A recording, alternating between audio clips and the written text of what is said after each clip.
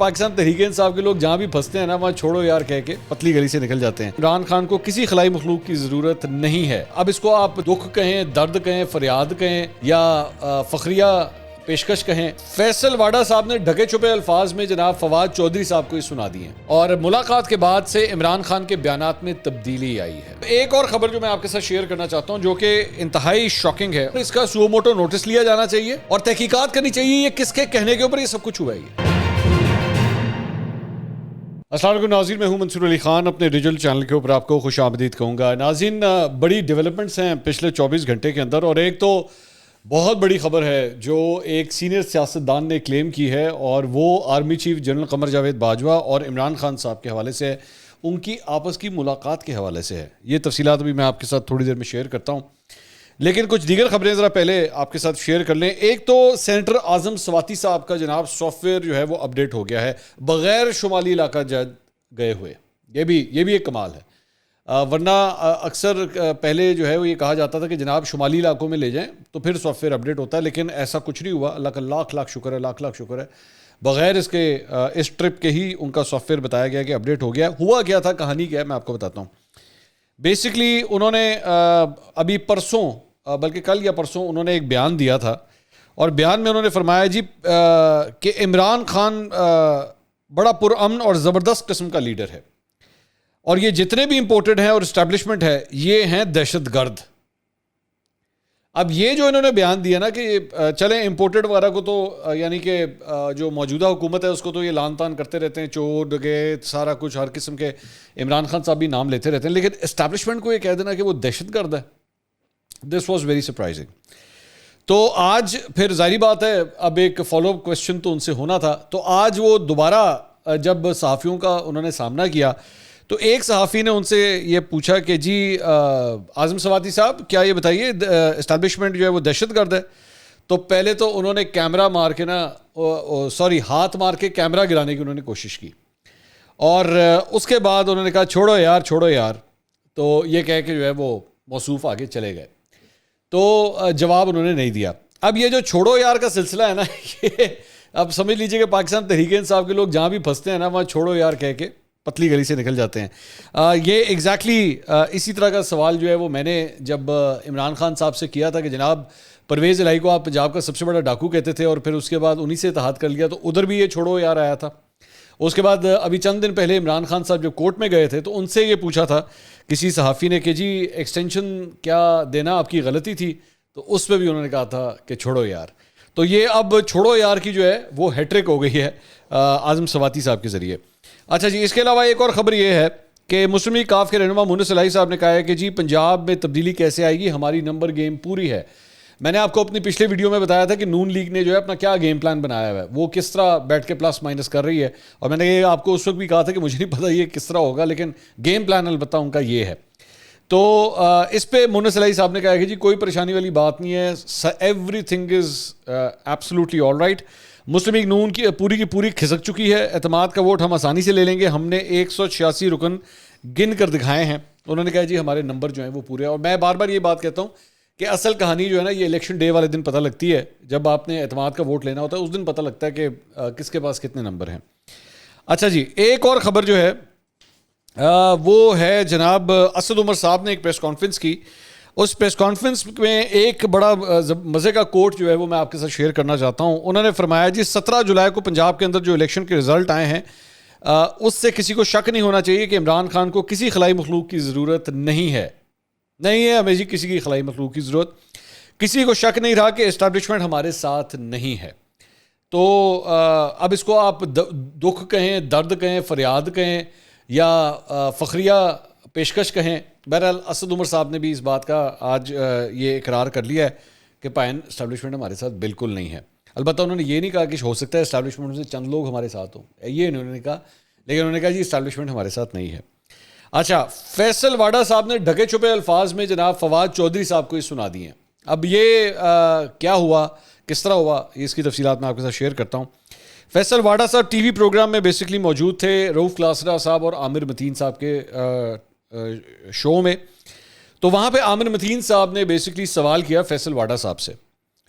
اچھا، اس کو سٹارٹ کرنے سے پہلے میں آپ کو یہ بتا دوں کہ پاکستان تحریک انصاف کے اندر میں ویسے پہلے بھی اپنے کئی ویڈیوز کے اندر یہ بات کہہ چکا ہوں کہ دو مختلف گروپس موجود ہیں. ایک بہت زیادہ پرو اسٹیبلشمنٹ ہے اور ایک اینٹی اسٹیبلشمنٹ ہے.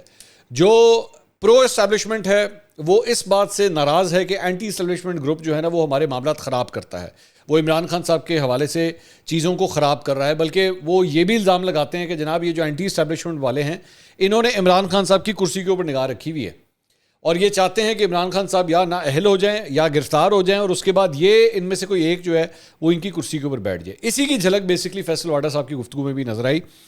انہوں نے کہا کہ جناب عامر متین صاحب نے سوال کیا کہ فواد چودھری آج کل بہت زیادہ اینٹی اسٹیبلشمنٹ ہیں, تو کیا آپ دیکھتے ہیں کہ ان کے طرز عمل سے اس دراڑ میں ان کی کنٹریبیوشن بھی ہے؟ اب فیصل واڈا صاحب جو ہے نا وہ بہت پرو اسٹیبلشمنٹ سیاستدان سمجھے جاتے ہیں پاکستان تحریک انصاف میں. تو فیصل واڈا صاحب کا جو جواب تھا وہ سننے لائق ہے. وہ فرماتے ہیں عامر متین صاحب ابھی میرے لیے مناسب نہیں ہے کیونکہ اس وقت میں اپنے چیئرمین کے ساتھ ایک جدوجہد کر رہا ہوں اور میرے لیے پروگریسو کام اہم ہے. ان جیسے لوگوں کو تو میں خود ہی دیکھ لوں گا, یہ تو کوئی مسئلہ نہیں ہے. یہ ذہن میں رکھیے گا, یہ سوال فواد چودھری صاحب کے حوالے سے ہوا تھا جن کے بارے میں فیصل واڈا صاحب کہہ رہے ہیں کہ ان جیسے لوگوں کو تو میں خود ہی دیکھ لوں گا, وہ تو کوئی مسئلہ ہی نہیں ہے. تو اب آپ اس سے اندازہ کر سکتے ہیں کہ کتنی آپس میں جو ہے وہ دوریاں آ چکی ہیں. لیکن میں نے ریسنٹلی خاص طور پہ جب سے فیصل واڈا صاحب جو ہیں وہ ان کی کرسی بھی گئی, سینٹ کی سیٹ بھی جب ان کی گئی, تو تب سے لے کر اب تک میں ایک بڑی انٹرسٹنگ چیز میں نوٹ کر رہا ہوں کہ فیصل واڈا صاحب ایکچولی عمران خان صاحب کا وہ جو انر سرکل ہے نا اس سے کافی حد تک باہر ہو گئے ہیں. اور فواد چودھری صاحب, اسد عمر صاحب, یہ لوگ جو ہیں وہ زیادہ نظر آتے ہیں عمران خان صاحب کے ارد گرد. فیصل واڈا صاحب کی وہ جو ایک زمانے میں جو کلوزنس تھی وہ ویسی نظر نہیں آتی. میں یہ نہیں کہہ رہا کہ آپس میں کوئی بہت دوریاں ہو گئی ہیں, لیکن مجھے وہ ویژولی اتنے زیادہ نظر نہیں آتے عمران خان صاحب کے ساتھ. اور عمران خان صاحب کے ارد گرد جو لوگ ہیں وہ تو اوبیسلی آپ جانتے ہیں جن کی میں بات کر رہا ہوں. اچھا, رؤوف کلاسر صاحب کے شو کے اندر ہی جناب ایک اور ڈیولپمنٹ, اور یہ آج کے شو میں ہوئی ہے. یہ فیصل واڈا صاحب نے کل کے شو میں گفتگو کی تھی. آج کے شو میں اسحاق خاقوانی صاحب جو سینئر سیاستدان ہیں اور پاکستان تحریک انصاف میں ہوا کرتے تھے, لیکن اس کے بعد یہ بیسکلی جہانگیر ترین صاحب کے بڑے قریبی ہیں. ساؤتھ سے ان کا تعلق ہے اور ترین صاحب کے بہت قریبی ہیں. یہ ان کو پروگرام میں آج لیا ہوا تھا, تو انہوں نے ایک بہت بڑا دعویٰ کیا ہے. انہوں نے یہ دعویٰ کیا ہے کہ عمران خان کی army chief general Qamar Javed Bajwa سے ایوان صدر میں ملاقات ہوئی ہے, اور یہ فرماتے ہیں کہ میں یہ بات بڑی ذمہ داری سے یہ ساتھ کہہ رہا ہوں, اور ملاقات کے بعد سے عمران خان کے بیانات میں تبدیلی آئی ہے. اچھا, یہ انہوں نے تو خیر نام لیا نا, انہوں نے اسپیسیفکلی یہ کہا ہے کہ عمران خان صاحب کی army chief general Qamar Javed Bajwa سے ملاقات ہوئی ہے. لیکن یہ حقیقت ہے کہ پچھلے 3-4 دن کے اندر اسلام آباد اور لاہور کے اندر یہ سرگوشیوں میں گفتگو ہو رہی ہے کہ عمران خان صاحب کی کسی اہم بندے سے ملاقات ہوئی ہے. بس یہ کہانی یہاں تک چل رہی تھی کہ کسی اہم بندے سے ملاقات ہوئی ہے اور کئی چیزیں جو ہے نا وہ سیٹل کرنے کی کوشش کی جا رہی ہیں.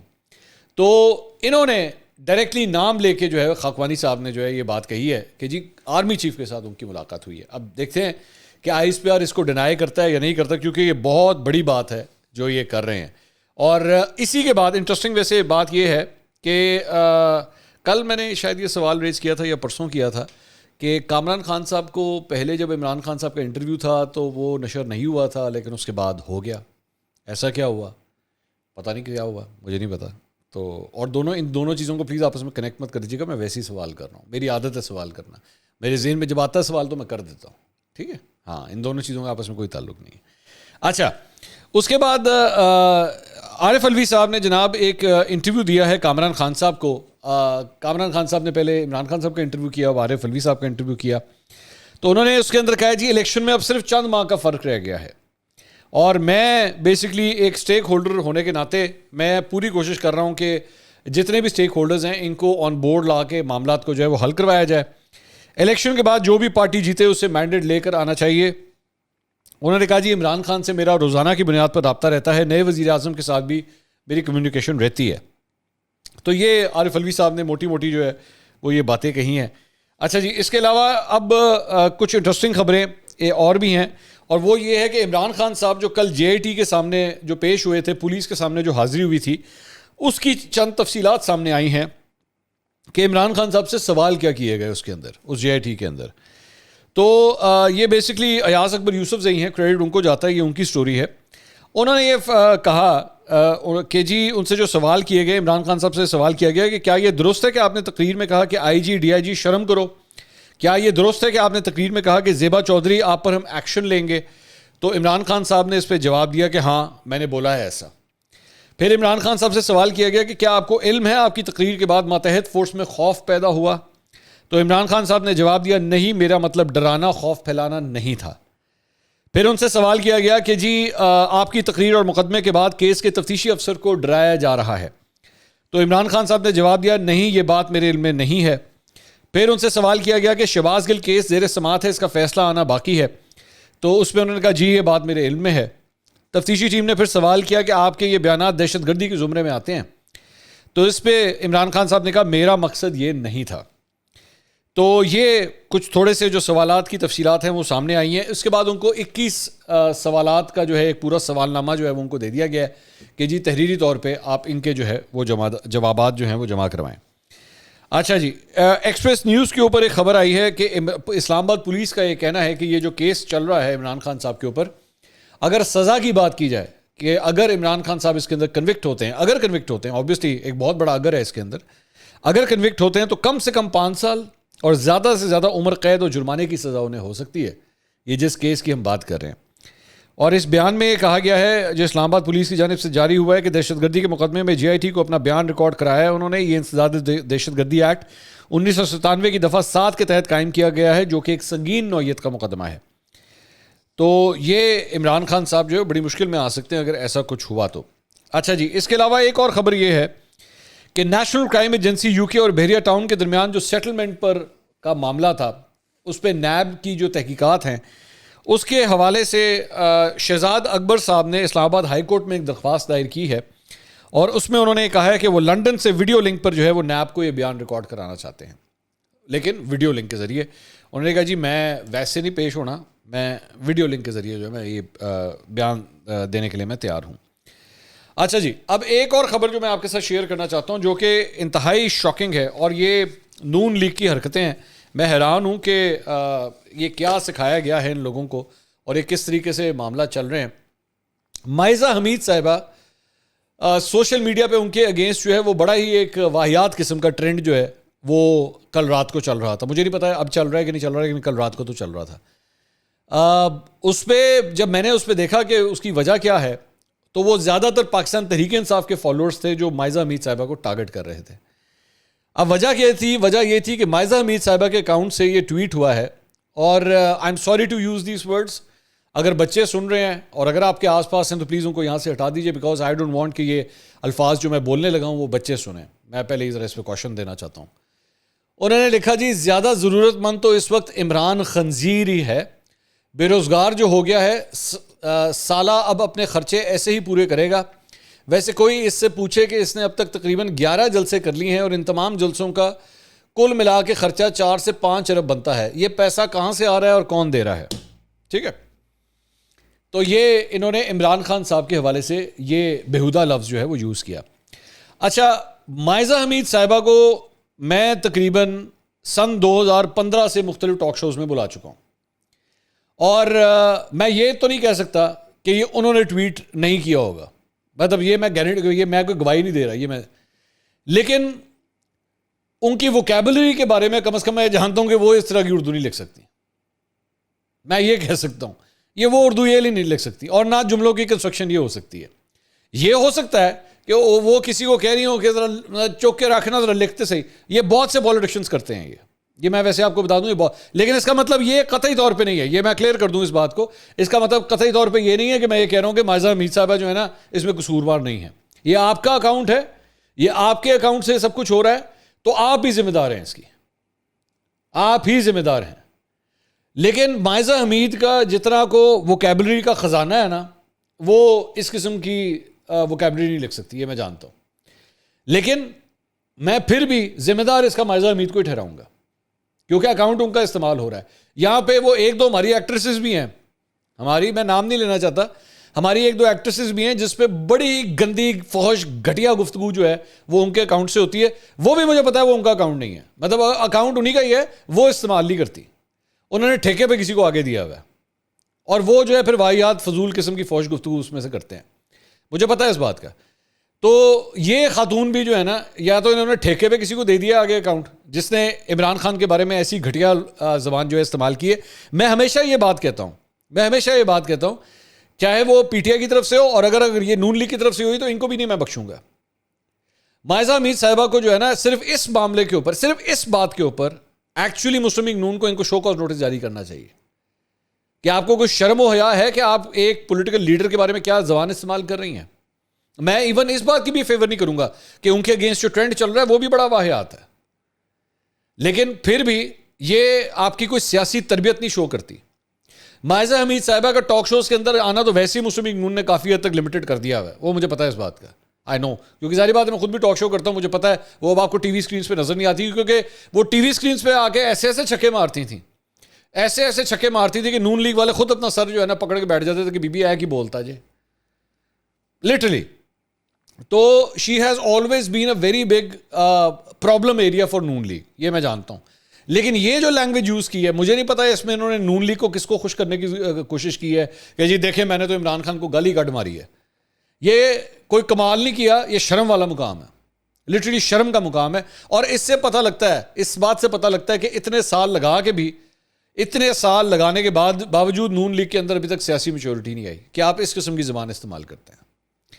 اس کے علاوہ ایک اور نون لیگ کا بھنڈ, میں نون لیگ کا ہی بھنڈ کہوں گا اس کو بھی, اور وہ یہ ہے کہ پی ٹی وی کے اوپر جو کہ ایک نیشنل ٹیلی ویژن ہے, اس کے اوپر یہ اسکرین شاٹ چلا ہے وہاں پہ, اور عمران خان سے متعلق ہے, اور اس کے اوپر جو ہیڈر لکھا ہوا تھا یہ آپ کے سامنے ہے, کیا ایسا لیڈر منتخب کرو گے جو مسلمان ہی نہیں ہے, اور نیچے عمران خان کی تصویریں جو ہیں, اور وہ لکھا, یہ بیسکلی مجھے لگتا ہے یہ کہ ٹک ٹاک سے جو ہے وہ اٹھا کے جو ہے وہ پی ٹی وی کے اوپر یہ چل گیا. اب میرا سوال یہ ہے کہ ہم کبھی سوچ بھی نہیں سکتے تھے کہ اسٹیٹ ٹیلی ویژن کے اوپر جو ہے نا اس قسم کی گھٹیا چیز جو ہے وہ وہاں پہ چلے گی. کون اس کا قصوروار ہے؟ Maryam Aurangzeb, because she is the minister for information. یہ سارا کچھ ان کے انڈر آتا ہے. میں نے ٹویٹ بھی کیا ہے, یہ آپ دیکھ سکتے ہیں میری یہ اسکرین کے اوپر میری ٹویٹ, میں نے ٹویٹ بھی کیا ہے اس بارے میں کہ ایک اسٹیٹ ٹیلی ویژن جو بیسکلی پاکستان کو ریپرزینٹ کرتا ہے, یہ کسی کے باپ کا چینل نہیں ہے, یہ کسی کا ذاتی چینل نہیں ہے, یہ پاکستان کا چینل ہے, یہ پاکستانی عوام کا چینل ہے. اس کے اوپر ایک سیاسی رہنما, آپ کا لاکھ اختلاف صحیح اس کے ساتھ, لیکن آپ اس کے مذہب کے اوپر بیٹھ کے انگلی اٹھائیں گے. کیا اس وقت مذہب کی آگ کم پھیلی ہوئی ہمارے ملک کے اندر جب اس کے اندر اسٹیٹ ٹیلی ویژن بھی اب چھلانگ مار دے گا؟ اس کی پوری طرح انکوائری ہونی چاہیے, بلکہ میں تو ایکچولی چاہوں گا کہ اس سلسلے میں کورٹس جو ہیں وہ اس کا نوٹس لیں, کیونکہ میں امید نہیں کرتا کہ نون لیگ اس کے اوپر کوئی کاروائی کرے گی, کیونکہ ان کا جو ویسی انفارمیشن جو ڈپارٹمنٹ, میں تو ان کو کہتا ہوں نا, ان کی اپنی جو سوشل میڈیا ٹیم ہے نکمی ہے ساری, میں نکموں کا پورا ٹولہ ہے وہ سارا کا سارا. تو پی ٹی وی کے اوپر ایسی جیسی گھٹیا بات چلنا, آپ ان سے کیا امید کر سکتے ہیں کہ یہ اس کے اوپر کچھ کریں گے؟ مجھے تو نہیں لگتا کچھ کریں گے.